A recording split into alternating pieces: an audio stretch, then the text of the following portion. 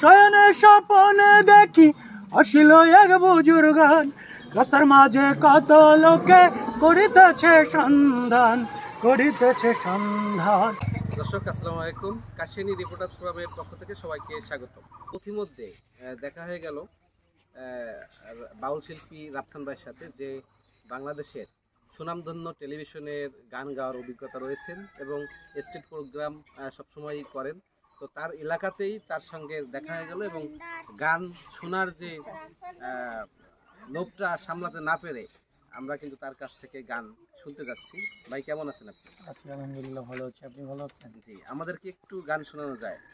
অবশ্যই, যেহেতু আপনারা ভাই ব্রাদার আসছেন, এতদিন পরে দেখা হলো, সেটা তো অবশ্যই হয়তো যায় শোনানো, কোনো ব্যাপারই না। দর্শক, আমরা তার কাছ থেকে আমরা গানটি, সে গান পরিবেশন করবে, আমরা সেটি অনুধাবন করে শুনিয়েছি। ধন্য ধন্য মেরা, ধন্য ধন্য মেরা সিলসিলা এলো, দিল্লিতে নিজামুদ্দিন আউলিয়া এলো, দিল্লিতে নিজামুদ্দিন আউলিয়া।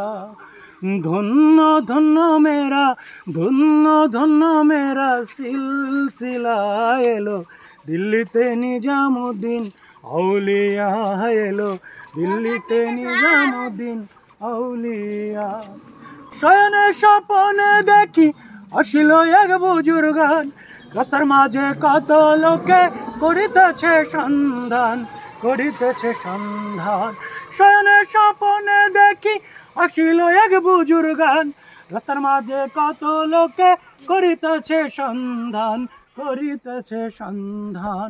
রাস্তা থামায়া দিল, রাস্তা থামায়া দিল, কাফিলা এলো, দিল্লিতে নিজামুদ্দিন আউলিয়া এলো, দিল্লিতে নিজামুদ্দিন আউলিয়া।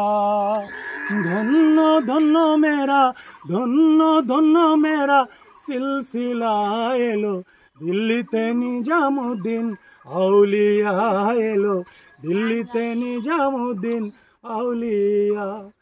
মানত করেছি আমি বড় পীরের দরবারে, কেমন করে দিব চাদর দেওয়ালির মাঝারে, দেওয়ালির মাঝারে। মানত করেছি আমি বড় পীরের মাঝারে, কেমন করে দিব চাদর দেওয়ালির মাঝারে, দেওয়ালির মাঝারে।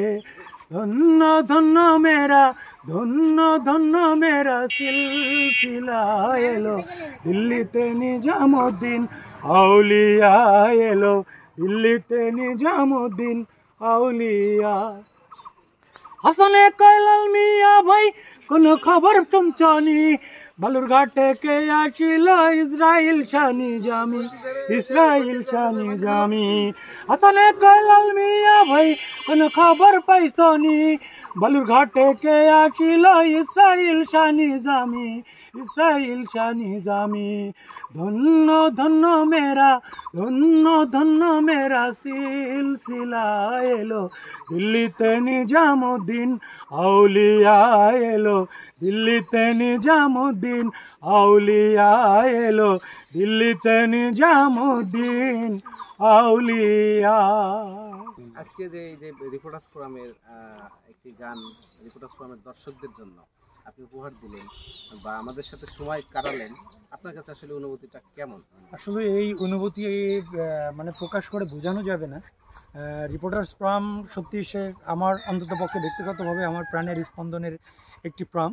আমিও তাদের বেশ কয়েকটা প্রোগ্রামে অ্যাটেন্ড করতে পেরেছি এবং তারা আমাকে ডেকেছে। আমি খুবই গর্ববোধ করে বলতে হচ্ছি যে কাশিয়ানী রিপোর্টার্স ফোরাম আমার ফ্যামিলির মতো এবং আমার হৃদয়ের অন্তরস্থল থেকে তাদেরকে অভিনন্দন জানাই এবং শুভেচ্ছা জানাই এবং তাদের জন্য অনেক শুভকামনা রিপোর্টার্স ফোরামের জন্য। কাশিয়ানী রিপোর্টার্স ফোরামের পক্ষ থেকে এবং কাশিয়ানী রিপোর্টার্স ফোরামের সকল দর্শকদের পক্ষ থেকে আপনাকেও ধন্যবাদ। দর্শক, দেখতে পাচ্ছি যে আসলে এই গান শোনাকে কেন্দ্র করে স্থানীয় যারা মুরব্বী আছেন তারা এবং শিক্ষার্থীরাও কিন্তু গান শোনার জন্য ভিড় করছেন। সকলে সুস্থ থাকবেন, ভালো থাকবেন, কাশিয়ানী রিপোর্টার্স ফোরামের সাথে থাকবেন। সকলকে কাশিয়ানী রিপোর্টার্স ফোরামের পক্ষ থেকে ধন্যবাদ জ্ঞাপন করছি।